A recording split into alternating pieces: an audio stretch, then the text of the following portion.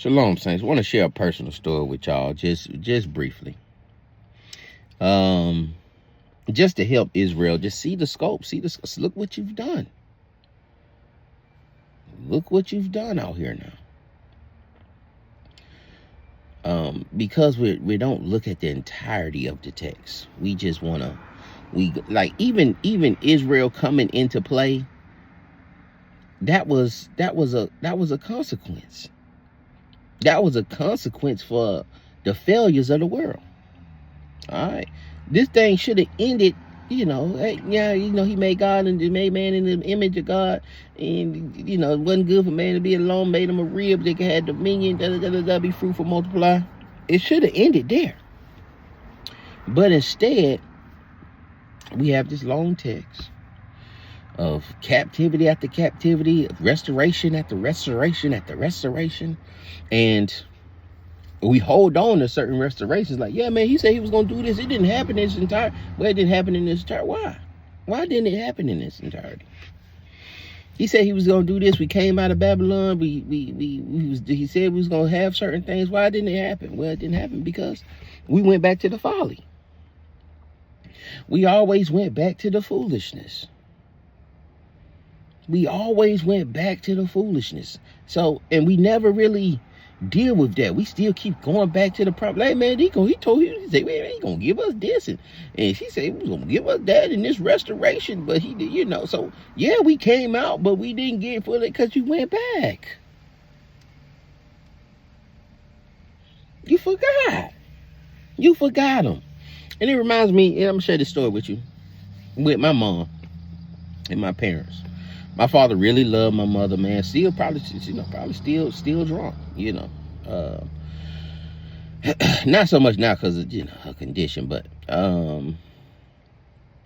he ended up having to raise the kids himself because my mom, he went out. I guess he was in the military. He was in the military. I ain't gonna say I guess he was in the military overseas. And imagine just you hearing certain things like, hey, man, we hearing your wife over there, everything got turned out, man. She out there pimping herself out. She done got a pimp, and your son is out here. Who knows where your son is at? And so when he does get, stationed back home, or some time to get back home, he thinks he can save her. I'm gonna save her, and I'm gonna take her to my next location, get her out of this city. And at that point, it didn't matter where you took her because she was an addict. She was gonna find it. She's in an addiction. She's addicted, and like an addiction, if this ain't no isolated story. All right, there's crack addicts. It's an epidemic of crack addicts, and now it's an epidemic of opioid addicts today.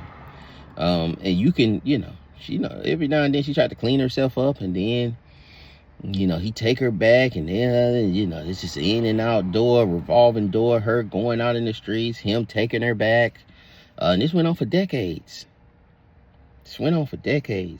And really the first decade he ended up divorcing him probably when I was like, I don't know, 12, 13.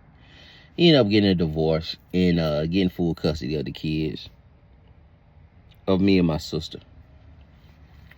And it's still stuff just trickled down. You know what I'm saying? Even me and my sister are 10 years apart. But some of the effects of my mother's addiction trickled down to my sister. All right, my sister has kids now. That addiction is, I can see my nephew going into that same lifestyle. I can see him going into he's going down the exact same path.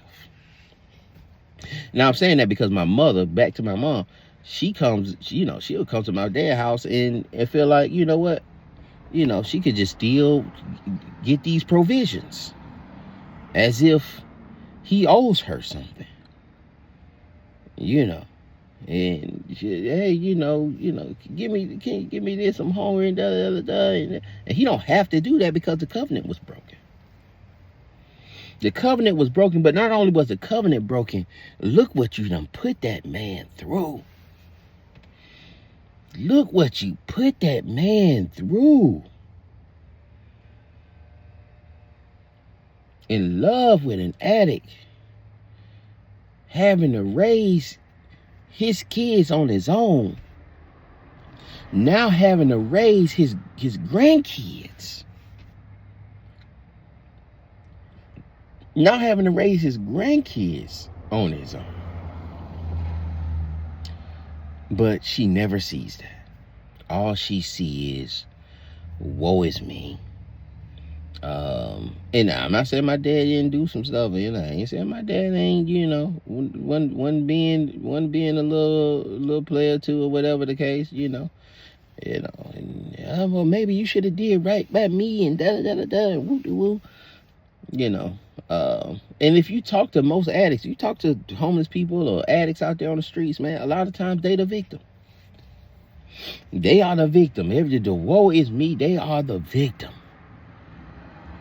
And Israel plays his same part, He plays the same part. I told you it's like a Hosea and Gomer situation. All right, where we will sit up there and just, woe is me, I ain't do nothing, But we played the harlot. We went out here. We addicted to sin. We're addicts to idolatry. And we're still sick. Like I said, when she's still, knocking at that door and asking him for money and trying to finesse him and giggling, blah, blah, and he's just inside, he just torn, like, man, look it, man, I was going to tell me one time, man, your mama used to be so beautiful. It just tears him up. And that's what's in the text. Talks about the beauty, man. Israel, I'm so beautiful, man. I took you we took you and they throw you out, and you was just bloody in a just a baby and bloody. I salted you. I made you beautiful. I put jewels on you. I decorated you. I put you in the finest linen. Look at you. Look at you. We look like addicts. We out here spiritually, we look like crackheads.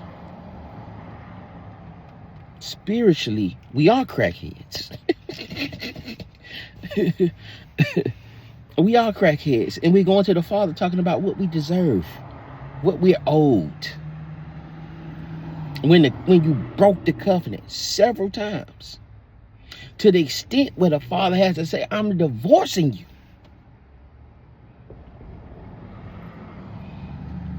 And you're still addicted. Like, you're still looked that way. And a lot of crackheads don't know that he look that way. A lot of crackheads, you'll see these crackhead sisters out here, they look like they think they the finest thing walking the street. Think they the finest thing walking the street. Talking about, I know my worth. Israel out here talking about, man, we the kings of the earth. We the scholars. We the priests. We the priest nation. And you're a crackhead. And you're a junkie. And you're making your kids junkies. And you're making generation after generation junkies. Spiritual junkies.